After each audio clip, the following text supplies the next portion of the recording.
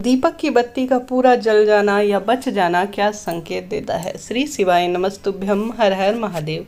कैसे हैं आप सभी। गुरुजी प्रदीप मिश्रा जी ने हम सभी को हमेशा ही उपाय के साथ साथ जीवन जीने की कला और नित्य पूजा के कई नियम बताए गए हैं और कई संकेतों के बारे में भी गुरुजी ने ज्ञान दिया है। गुरुजी कहते हैं, जब शिवलिंग का एक बार एक ऐसा पत्र आया या एक महिला ने पूछा कि गुरुजी मुझे स्वप्न में महादेव के शिवलिंग स्वरूप या उनकी ज्योत के स्वरूप दिखाई दे रहे हैं या शिवलिंग का कोई भी महादेव से संबंधित उनका त्रिशूल या उनके नेत्र दिखाई दे रहे हैं, तो इसका क्या संकेत है। तब गुरुजी बोले, यह अत्यंत शुभ संकेत के रूप में है। इसका अर्थ महादेव ने आपकी पूजा स्वीकार कर ली है।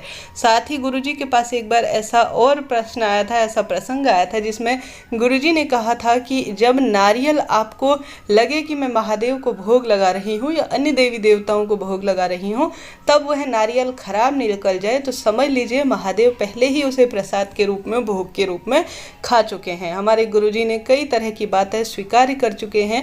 वह नारियल खराब हो रहा है तो इसका मतलब यह नहीं कि आपकी पूजा स्वीकार्य नहीं हुई है।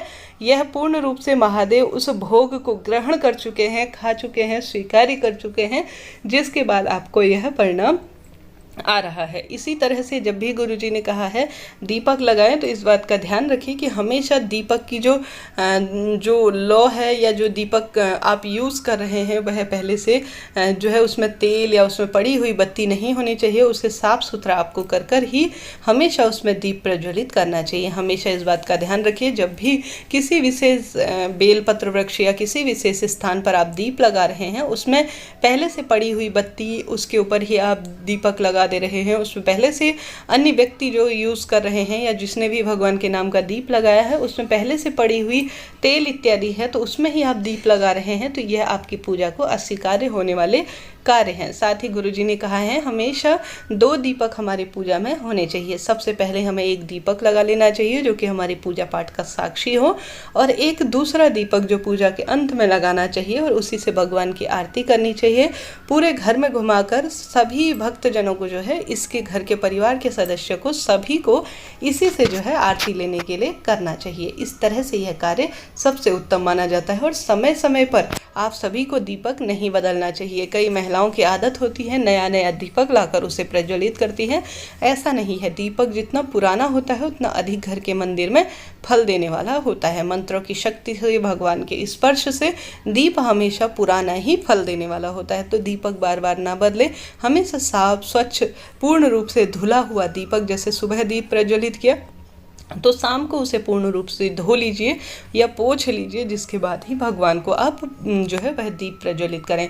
खास तौर पर कभी कभी विशेष मनोकामनाओं की पूर्ति के लिए गुरुजी कहते हैं मैं आटे का दीपक भी प्रयोग में लाना चाहिए। जैसे कि हनुमान जी महाराज का और माता रानी के नाम का तेल का दीपक सबसे अधिक उन्हें प्रिय होता है। साथ ही शनिदेव के नाम का भी तेल का दीपक सब कार्यों की सिद्धि के लिए माना जाता है। ठीक उसी प्रकार से घी और तिल्ली का तेल जो है अन्य देवी देवताओं के सबसे उत्तम माने गए हैं।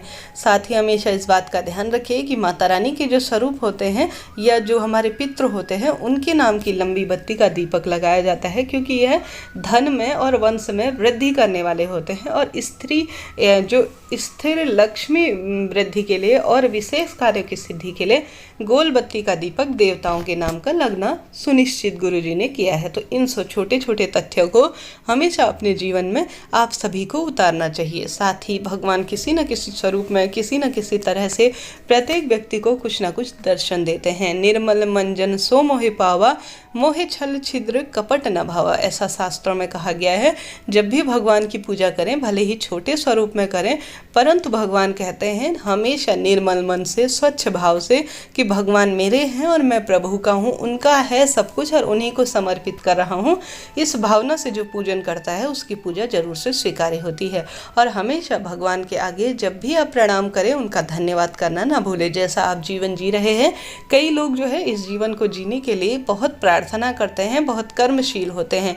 आप सभी कहीं ना कहीं भूल चूक क्षमा प्रार्थी होते हुए भी हमेशा जब पूजा हो तो अंत में यह प्रार्थना करें कि सर्वे भवन्तु सुखिनः, सर्वे सन्तु निरामया, सर्वे भद्राणि पश्यन्तु, माँ कश्चित् दुःख भाग् भवेतः। सभी जन सुखी रहे, सभी जन निरोगी रहें और सभी का कल्याण हो, इस तरह से की गई प्रार्थना। और अंत में वो मन कर्म वाणी से अगर किसी का दिल दुखा है, क्षमा प्रार्थी होते हैं, इस तरह से प्रार्थना करते हैं तो भगवान की नज़रों में आप सबसे सर्वश्रेष्ठ प्राणी के रूप में होते हैं। आप सभी का भला चाह रहे हैं और क्षमा प्रार्थी होते हुए पूजा कर रहे हैं और भगवान का धन्यवाद कर रहे हैं। सरलतम भाव से अपने कुल देवी देवता, अपने पितरों के नाम का दीपक लगाते हैं तो समझ लीजिए भगवान की दृष्टि में आप सबसे उत्तम व्यक्ति के स्वरूप में है। और समय समय पर आप सभी को कुछ ना कुछ विशेष करने का प्रयत्न करना चाहिए। सरलतम भाव से महादेव की पूजा सर्वोत्तम मानी जाती है। किसी निर्धन जन की आप अगर मदद कर देते हैं, शास्त्र प्रमाण कहता है प्रत्येक व्यक्ति के अंदर ओमकार के रूप में प्रत्येक जीव के अंदर महादेव का वास है। तो प्रथम में सबसे प्रथम पूजनीय जो कार्य कहा गया है वह यही कहा गया है कि सबसे पहले भगवान की पूजा करें। तो उस व्यक्ति के अंदर भगवान की पूजा करें तो स्वयं का मन निर्मल करें और कुछ ना कुछ दान करने का प्रयत्न करें। गुरु जी ने हमेशा ही अपनी कथा में हमें यही पाठ पढ़ाया है और यह सरल शब्दों में मैंने आपको बताने का प्रयत्न किया। समय समय पर जब दीप प्रज्वलित करते हैं, जैसे सुबह प्रज्वलित किया उस समय तो हम नहाने धोने का कार्य करते ही हैं, शाम को परंतु सभी व्यक्तियों को हाथ पैर कुल्ला इत्यादि कर लेना चाहिए। उसके बाद जो है दीपक का मुख हमेशा पूर्व दिशा की ओर हो।